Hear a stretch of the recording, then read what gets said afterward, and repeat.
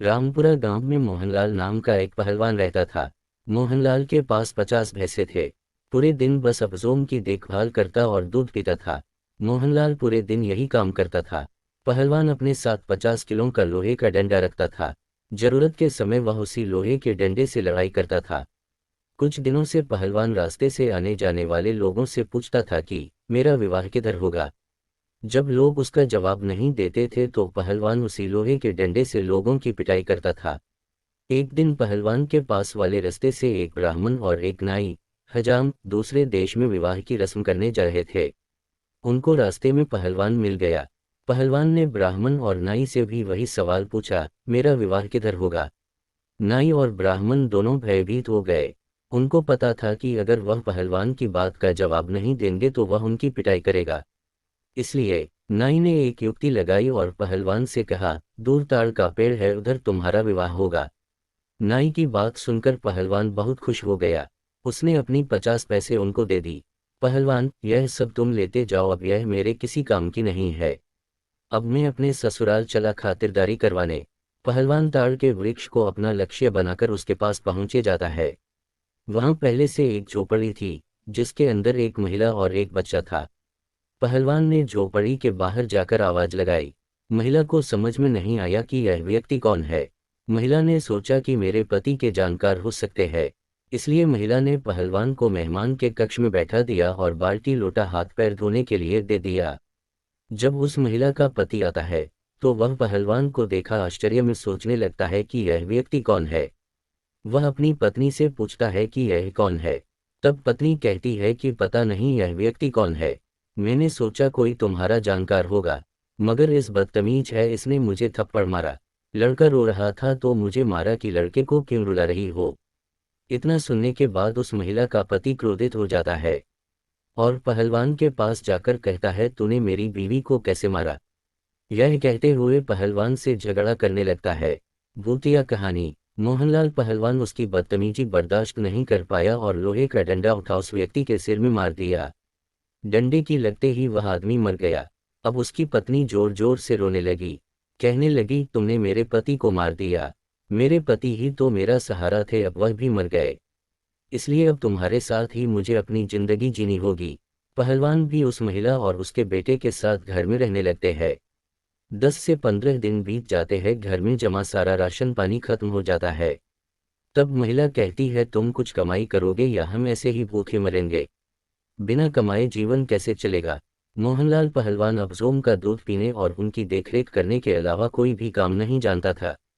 तब पहलवान बोलता है, कमाई कमाई क्या होती है। वह महिला पहलवान को कहती है कि राजमहल में जाकर खेती करने के लिए कुछ जमीन मांग लो, जिस पर हम मेहनत करके अनाज उगेंगे। महिला के कहे अनुसार पहलवान अपना डंडा हाथ में लेकर राजमहल की तरफ चला जाता है।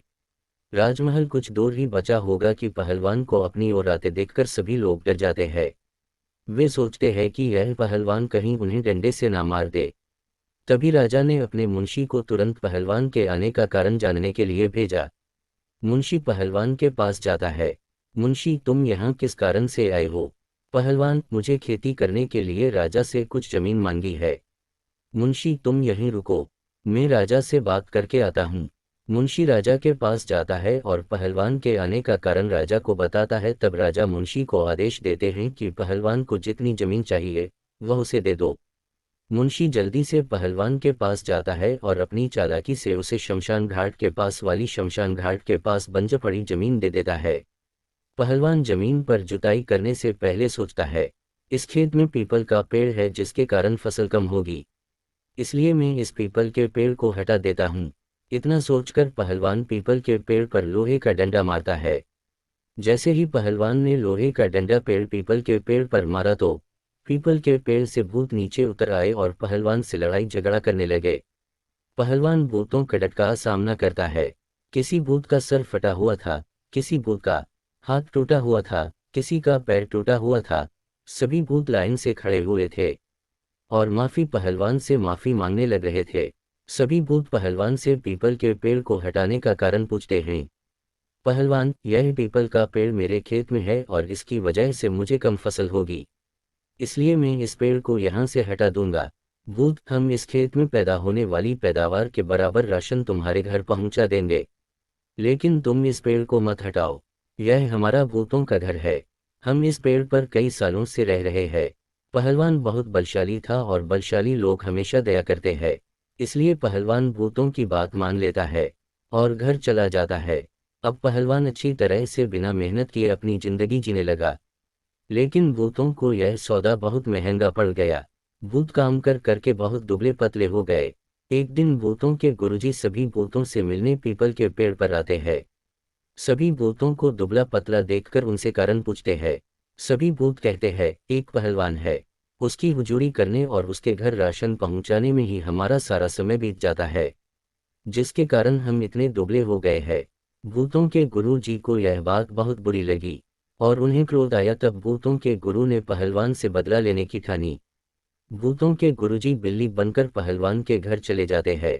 रोजाना पहलवान के घर का दूध पीने लगते हैं। इस पर पहलवान बहुत परेशान हो जाता है। बिल्ली को सबक सिखाने के लिए दरवाजे की एड़ में छुप जाता है। जैसे ही बाहर से बिल्ली के वेश में भूतों के गुरुजी अंदर आते हैं, तो उन्होंने पहलवान को पहले से ही दरवाजे के पीछे छुप देख लिया था।